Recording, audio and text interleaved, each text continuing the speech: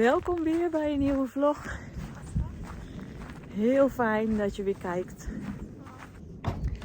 En ik ben nou bij de schuur. Want ik ga namelijk onze kerstspulletjes tevoorschijn halen. Ik dacht dat het wel leuk was en tijd werd om de boel te gaan versieren. Maar licht heb ik niet nodig. En onze spulletjes staan hierboven. Dus die ga ik even pakken.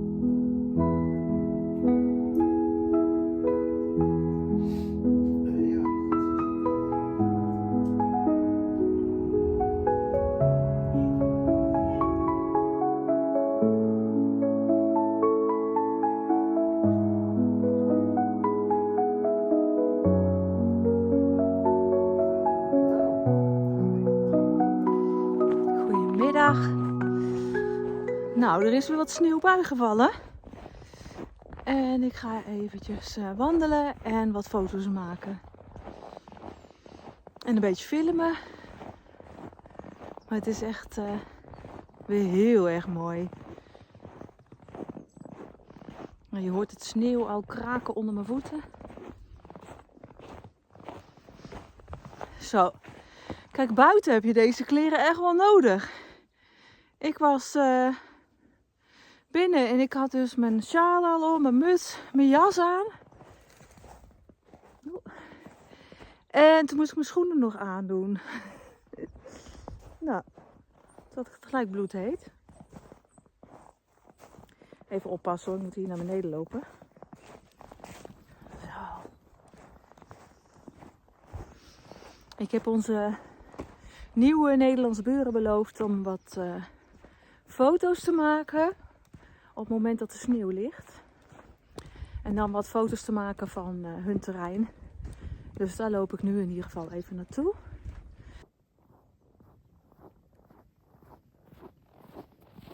Zo, ik ben eventjes ergens omhoog geklommen. Nou, dit is echt een hele mooie plek, joh.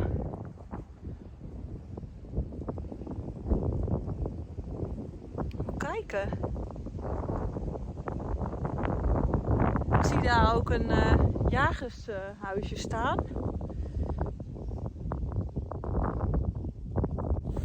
Dus ik loop daar eventjes naartoe, want waarschijnlijk heb je daar een soort dalletje waar je dan uitzicht over hebt.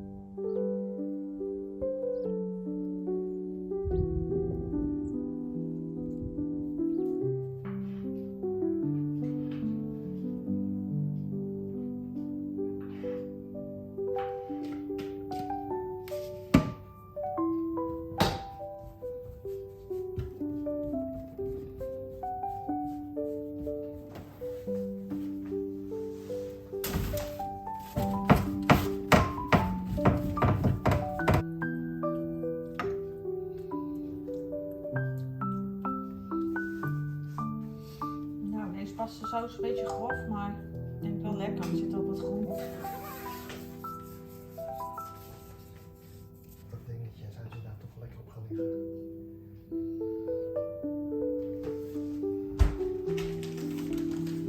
Het ziet er heel lekker uit. Dat is heel smaak meestal nergens.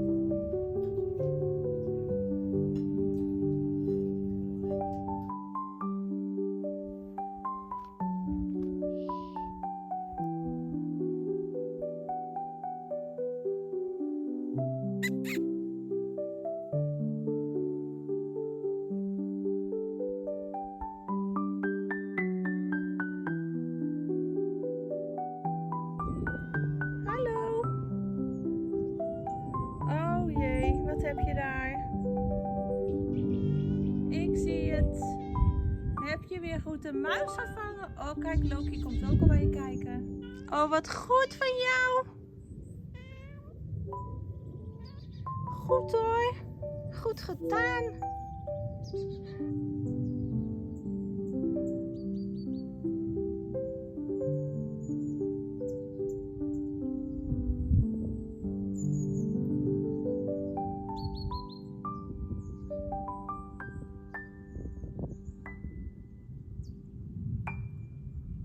Zo, ja, dat hoort er ook bij. Dat de katten de muisjes vangen hier op het terrein. En daar zijn wij heel erg blij mee. En zeker in de winter, want dan willen de muisjes naar binnen komen. Ja, waar wij niet zo blij mee zijn als ze naar binnen komen. Dan gaan ze in mijn keuken en in de keukenkastjes. Ze hebben nog niet eerder mijn eten aangegeten. Maar wat ze wel doen is eten uit de prullenbak halen. Ja, dat is iets minder leuk. Ik dacht dat Richard bij de brievenbus bezig was. Met het ophangen van onze brievenbus. Maar dat is hij dus niet. Dat kan ik van hieraf zien. Dus dan ga ik nog wat anders doen. Ik denk, dan ga ik hem even filmen. Maar dat komt dan later. Wat ik wel eigenlijk wilde vertellen. Is hoe wij de Zweedse winters eigenlijk ervaren. Nou, zoals je nu kan zien is het dus alles alweer gesmolten. Vorig jaar begonnen het eigenlijk eerder, in november. En het eerste jaar dat we hier waren stond ik zelfs vast. Toen werden we eigenlijk allemaal verrast door de sneeuw. En heb je die video nog niet gezien? Hij is iets mindere goede kwaliteit. Maar ik zal hem hier even boven posten, zodat je hem nog kan kijken als je dat leuk vindt. Ik ga trouwens eerst een bakje pakken. Want ik zoek wat besjes en zo om wat dingetjes mee te maken. Als ik dan wat tegenkom, dan kan ik het in ieder geval meenemen. Ons is ondertussen de muis aan het opeten. Nou, dat zal ik niet gaan filmen. Dat is niet zo smakelijk, want hij begint altijd bij het hoofd. En meestal eet hij ook alleen maar het hoofd. Zo, ik heb even een bakje gepakt. En dan ga ik weer naar buiten. Ik wil heel graag vertellen hoe wij dus die winters ervaren hier.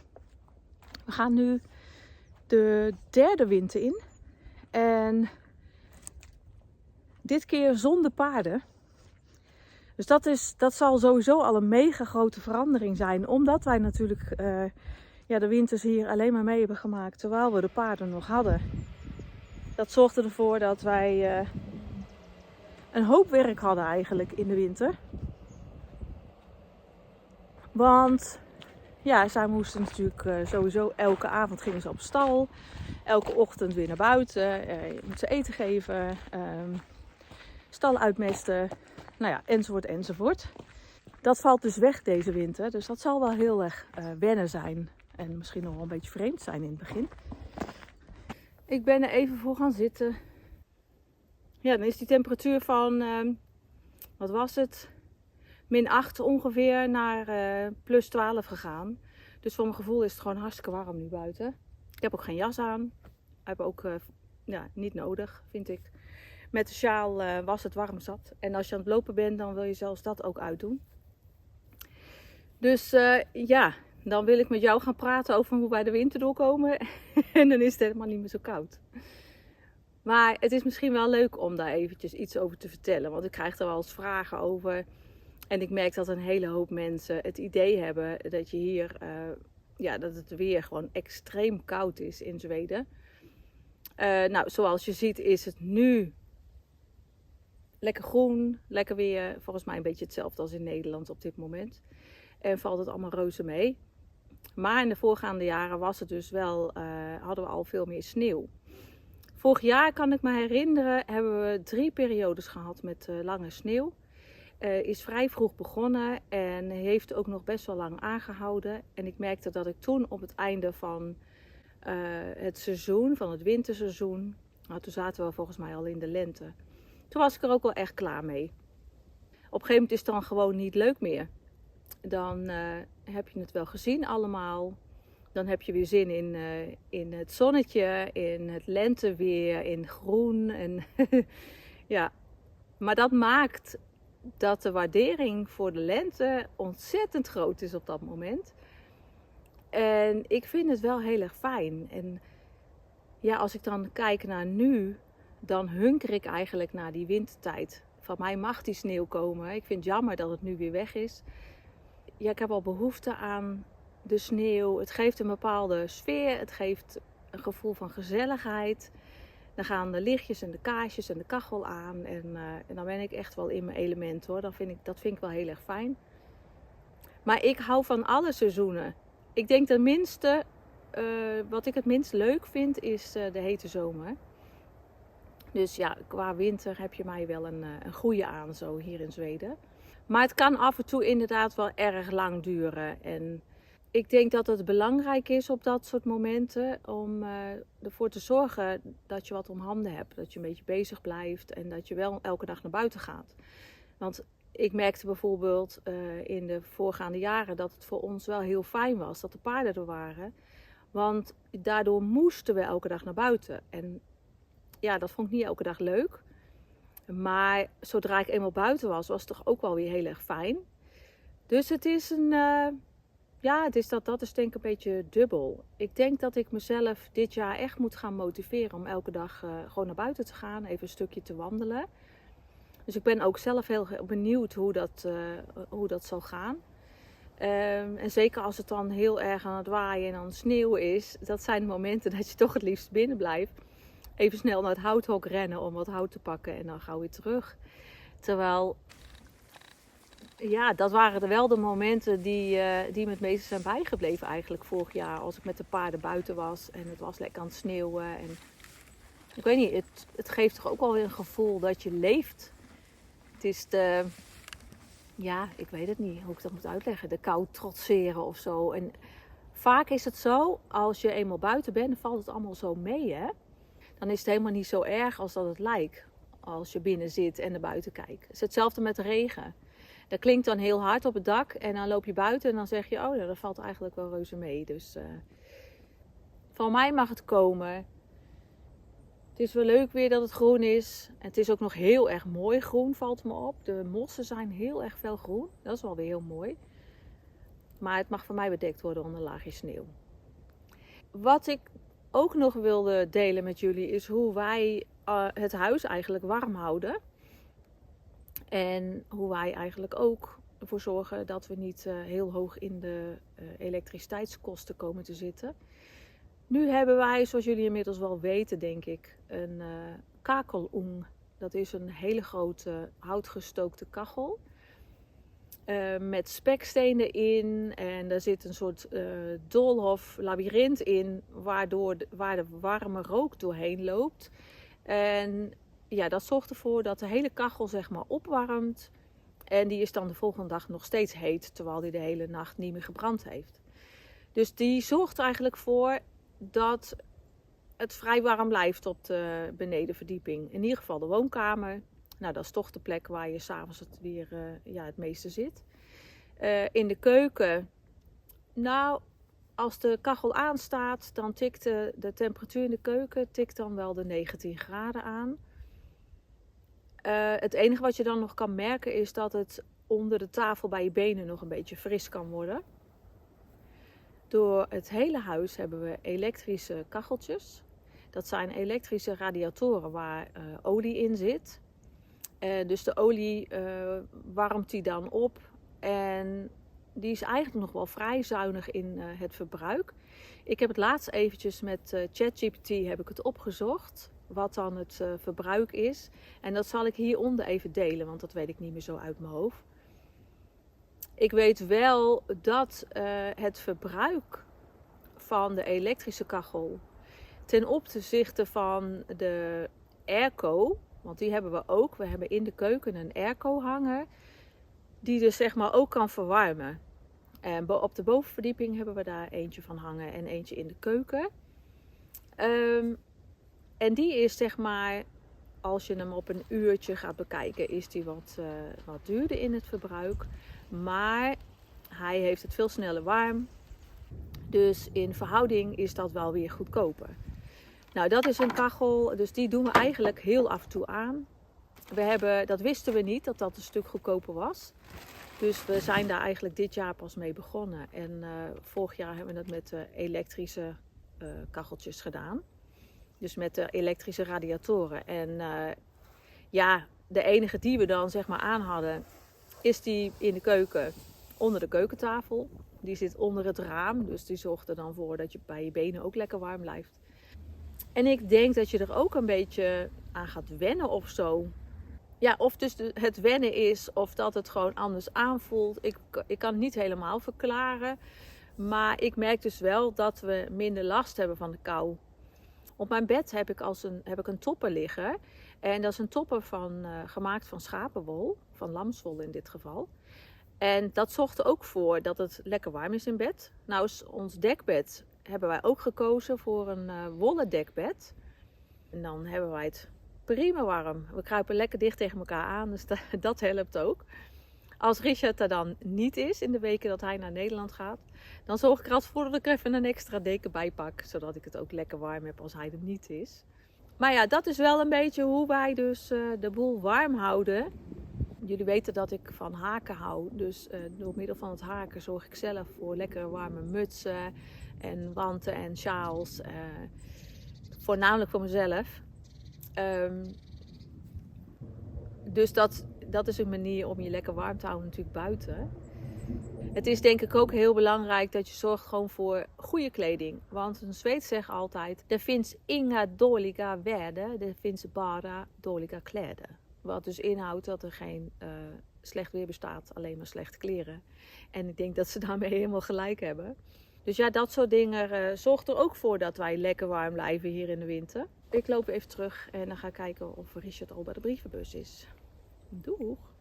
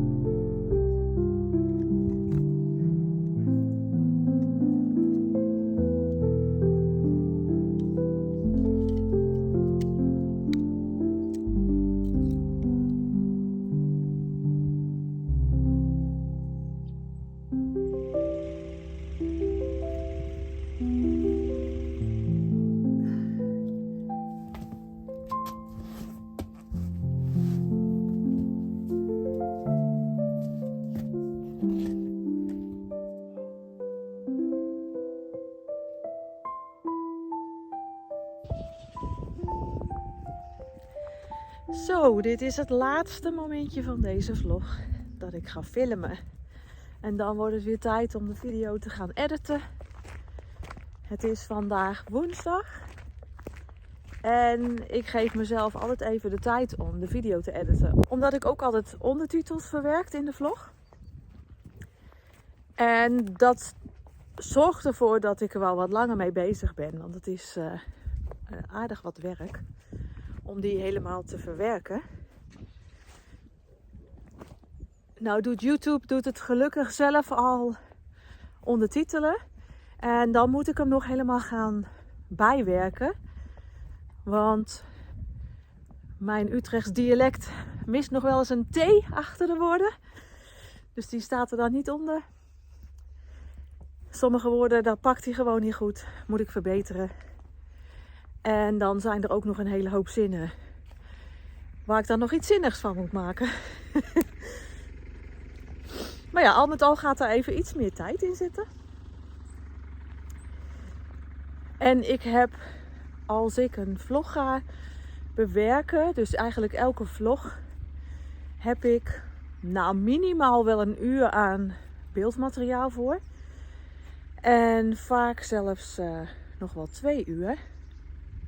En aangezien ik mijn video's echt wel onder het half uurtje wil houden, betekent dat er een hele hoop geknipt moet worden om er een leuke video van te maken. En dat het niet al te eentonig wordt om naar te kijken. Althans, ik doe mijn best. Ja, zoals ik al zei, dan is dit het laatste stukje van deze video. Ik ga krijgen vanavond bezoek. En ik wil ze heel graag een Hollandse rode koolschotel voorzetten. Dus ik ga wat rode kool oogsten. Ik ga straks nog wat wild gehakt uit de vriezer halen.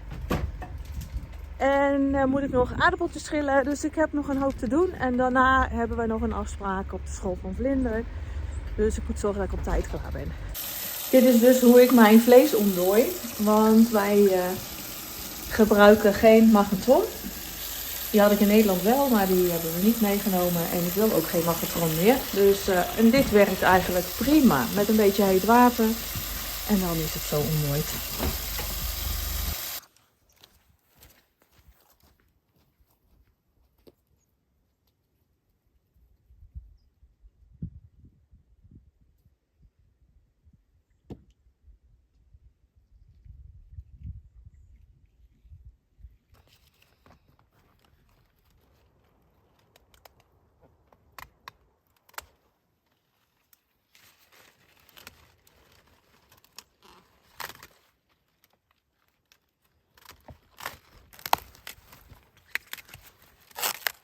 Super bedankt weer voor het kijken. Ik vond het echt heel erg leuk dat je er weer bij was.